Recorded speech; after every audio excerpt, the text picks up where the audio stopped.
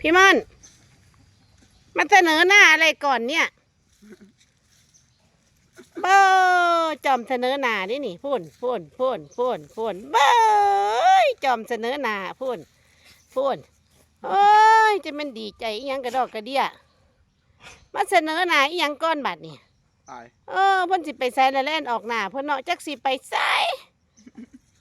ไปเข้าไปกันสิไปน่ะเข้าไปไสหั่นสิไปไสหั่นถามดูสิไปไสสิไปหาโบอยู่ไสล่ะพูนโบโอ้ยเห็นพี่เท่แล้วพูนแล่นละเห็นพี่เท่พูนเพิ่นเห็นพี่เท่พูนเห็นบ่าวเท่เสร็จแล้วแล่นทวนไปแล้วพี่คำมอนเห็นพี่เท่แล้วเห็นบ่าวเท่ไม่ได้นะคะเขาหักหลายหักบ่าวเท่